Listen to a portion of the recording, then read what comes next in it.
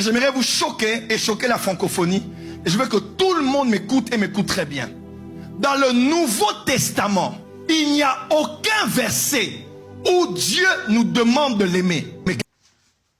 Encore un mensonge du diable. Le diable est un menteur. Parmi les signes pour reconnaître les faux pasteurs, les faux prophètes, ils ont cette facilité de tordre la parole de Dieu, de sortir les textes de leur contexte pour en faire un prétexte. Ils ont cette facilité. Là, c'est même pas sortir les textes. Là, c'est carrément renier la parole de Dieu. Frères et sœurs, chers amis, faisons très attention. Parce que le diable est rusé. Quand tu n'aimes pas Dieu, tu ne peux pas obéir à ses commandements. Si tu n'aimes pas Dieu, tu n'as même pas envie de vivre ici-bas une vie de sanctification pour rester, pour vivre d'éternité en éternité avec lui. Si tu n'aimes pas Dieu, tu ne peux pas le servir gratuitement. Non. Si tu n'aimes pas Dieu, il y a trop de conditions. Si tu n'aimes pas Dieu, tu ne peux pas aimer ton prochain parce que c'est l'amour pour Dieu qui nous donne l'amour pour aimer le prochain. Donc ça, c'est vraiment... car Dieu est amour. Ça, c'est vraiment la parole de Dieu qui est attaquée dans son essence même, dans son existence même, dans sa... Donc ça, il n'y a même rien à dire. C'est le diable en action. Nous allons lire 7 versets qui prouve dans le Nouveau Testament que Dieu demande qu'on l'aime. C'est le premier commandement. Tu aimeras le Seigneur ton Dieu de tout ton cœur, de toute ton âme, de toute ta pensée. Et ensuite, le deuxième qui lui est semblable, tu aimeras ton prochain. Et nous voyons que les méchants, les cupides, les orgueilleux, ceux qui tuent, ceux qui sont dans des rébellions, ils n'aiment pas le prochain. Et parce qu'ils aiment, ils rejettent Dieu. Ils n'aiment pas Dieu.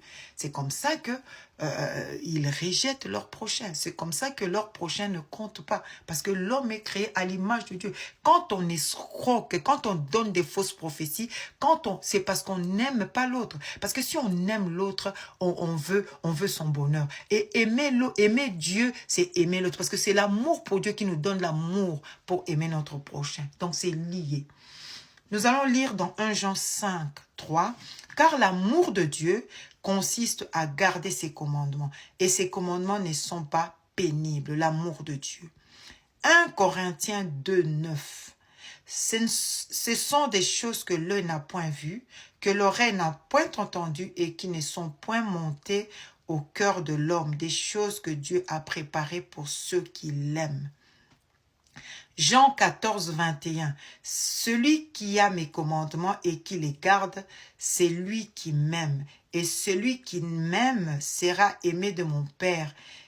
Je l'aimerai et je me ferai connaître à lui. » Jacques 1, 12. « Heureux l'homme qui supporte patiemment la tentation, car après avoir été éprouvé, il recevra la couronne de vie que le Seigneur a promise à ceux qui l'aiment. » Romains 8, 28, « Nous savons du reste que toute chose concourt au bien de ceux qui aiment Dieu. » 1 Corinthiens 8, 3, « Si quelqu'un aime Dieu, celui-là est connu de lui. » Marc 12, 30, « Tu aimeras le Seigneur ton Dieu de tout ton cœur, de toute ton âme, de toute ta pensée et de toute ta force. » Les amis, aimer Dieu, c'est obligatoire. Quand tu es chrétien et que tu n'aimes pas Dieu, tu n'as jamais été sauvé.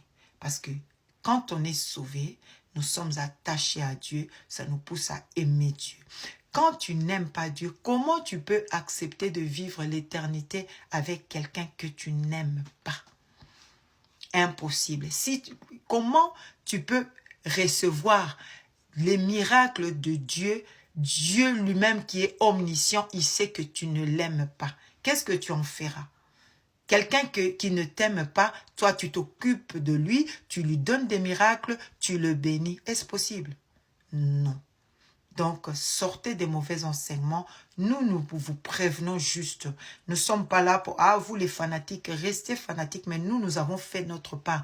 Car quelqu'un comme Einstein Albert Einstein disait ceci: le monde ne sera pas détruit par ceux qui font le mal, mais par ceux qui les regardent sans rien faire. Que Dieu vous bénisse.